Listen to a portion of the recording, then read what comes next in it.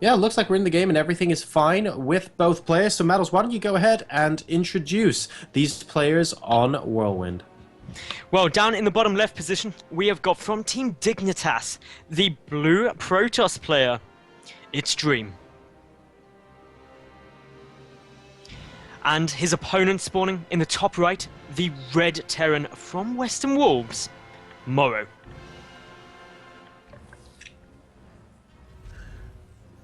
And DreAm casually mentioning that Hellbat drops are a little bit imba. They can be indeed at times. I'll go down in game number 1, so that's definitely something DreAm needs to watch out for in game 2. Whirlwind, though, a very big map, and there's also significantly less airspace behind the main bases this time. So it'll be a little bit harder for Hellbat drops to not get picked off. But at the same time, because the map's so big, Mattles, you can actually get dropships just moving out to through the center rather than using dead space and still be able to pop in. You can, and that's a really interesting strategy that Morrow could be employing. Now, the big thing I'm going to be looking out for, and I'm sure DreAm will as well, is are we expecting Morrow to go mech again? On this map, I think no. I think no. I don't think mech would be a good choice on Whirlwind. it's tricky because he would have to time out when he moves out quite precisely. The problem with Whirlwind and Mech is that because the middle of the map is so open, there are a decent number of counter-attacking routes. So if DreAm sees that Mech is moving out, for example, he could actually move an army around the Mech in the middle of the map and try and get a lot of damage done to Morrow before Morrow can actually siege up outside DreAm's bases. So for that reason, I think Morrow might think twice before doing the same thing again. I would agree with you. I think on this map, Bio is really a lot stronger. We see the double racks following up the command center first opening from Morrow. This is all really nice. DreAm, he's just going very, very standard opening, getting his cybernetics core down. He should have one. He's got both gas up, both with 3 probes in each gas geyser. So actually quite gas heavy opening. So he's going to be able to get a little bit of flexibility on the tech he goes for just a bit sooner. Of course, we saw players now are almost used to putting 2 probes on each gas early on, a style that was first popularized, I would say, by Sase. And yeah, DreAm actually just going to be going for a lot more gas early on, and the reason why is because he's just put down the Stargate inside his main base. So very, very interesting here. Are we going to see an Oracle? I think we may, because DreAm really likes oracles. He's also got some really interesting builds involving oracles against Terran. And the main one I'm thinking of, and I'm getting flashbacks from every PvT DreAm's ever sent me to cast, where he actually gets out a considerable more number of them than you'd expect to see. Usually sort of 4, 5, 6, and he harasses with them, making sure they stay alive, and then actually just moves across the map with the oracles in the main army composition, and he's just like, well, Marines, if you attack my oracles, my ground army is going to kill you, and if you attack my ground army, my oracles are going to kill you.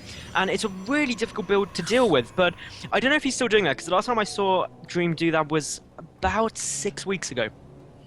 Oh, right. So it looks like he might be going for something similar to the special tactics oracles here. Having several of them at once going into a mineral line is never a welcome sight, and I believe we also once cast a game where we had our oracles trying to break down a bunker at a natural expansion, if I recall correctly. And oh, never mind, we're going to get a scout into the main base, and the probe kills off the SCV. Has the SCV seen the Stargate? He has not. That was absolutely clutch. It was absolutely brilliant, and this is now meaning that the oracles will come as a surprise. The second one already on the way. The first halfway across the map, it all gets very, very tense here. How much damage can these oracles do? Our 2 missile turrets are coming down, though, from Morrow. Oh, wow. So seeing that the probe killed off the SCV was enough for Morrow to go, hang on a second, what are you hiding from me? And immediately puts up 2 missile turrets. They're actually going to get up before the oracles even get there as well, so that's a huge, huge deal. And DreAm's going to get in, see the missile turret, and be very, very unhappy with that development. He can still go for oracle production and have the oracles move with the main army, like you say, because there were an awful lot of Marines and unupgraded Marines, so he's going for stim before combat shield as well, which means oracles will absolutely churn through them like a hot knife through butter.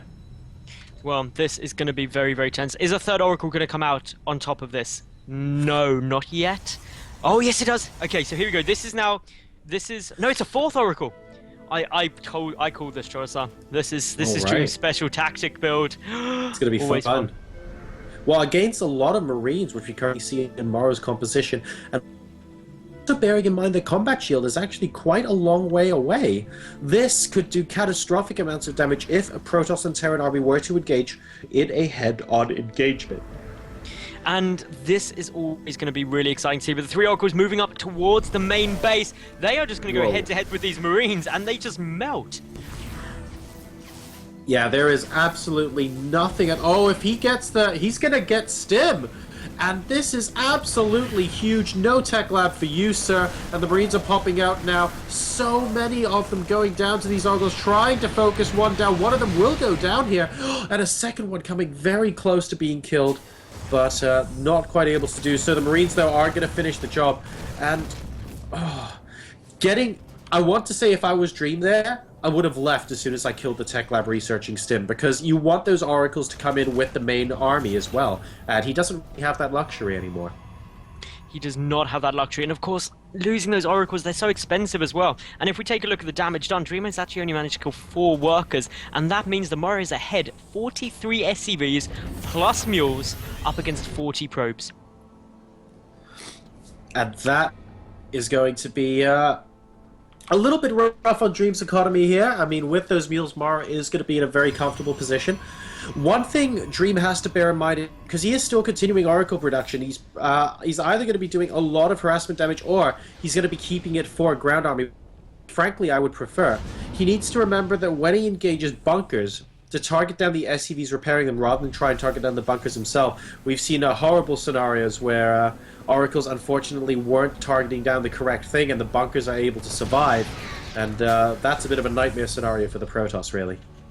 It is, and ultimately, what does DreAm follow this up with? He's getting down a couple of Phoenix. He's also got Charge researching on its way out, and +1 ground armor. This is, with the additional gateways, allowing him to diversify slightly, but just look at Morrow's position. He's now ahead so far, well, not so far, but a good way ahead in terms of economy, 51 to 48. And his army is actually quite scary. Stim is half done, combat shield's nearly finished, concussive shell is nearly done, and so is +1 ground armor. This is just all connecting together to actually mean that Morrow is going to be able to hit a lovely little timing window that DreAm is going to really struggle to hold. Yeah, this is a really frustrating situation for DreAm to be in, because he's the one who's trying to be the aggressor at the moment. We can see him chrono boosting out Zealot Charge and that +1 armor as well as the Oracles fly back past the factory. And DreAm's found himself in a position where he's going, well, hang on a second, I actually need to be quite defensive now. He delayed Stim by killing off that tech lab earlier on in the game, and Morrow seems to be following it up with a pretty sweet looking tactic, and that is a huge clump of red moving out with SCVs across the middle of the map. This is a really scary push here by Morrow, and DreAm, he's got no anti-area of effect damage to deal with this, and that is just such a massive problem, because you cannot deal with Terran infantry without that. DreAm gets a nice little revelation on all of that infantry though, so at least he knows where it's moving, but that just really lets him see how much is there. Photon overcharge does get triggered. There is enough energy for another photon overcharge straight after, and some time off. The Zealots charging forward, the Phoenix trying to do some damage, the Oracles starting to deal some nice amount of damage, but there is just so much infantry here for Morrow. He started stepping back a little bit. The photon overcharge on the Oracles are dealing some really good damage, but DreAm, his entire ground army has been obliterated. He has indeed. He's down to 76 supply versus the 104 at the moment. He's still doing...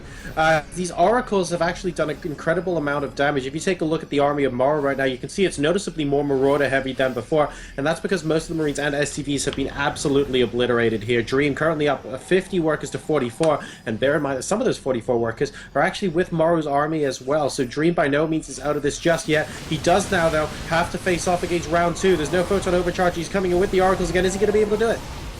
Well, the Oracles are dealing some nice damage, but they've got to be careful not to get focused down. The Zealots are getting cleaned up. Another wave of war pins, but just look at how much stuff here is for Morrow. Morrow at 75 army supply to just 25. A massive advantage for him there.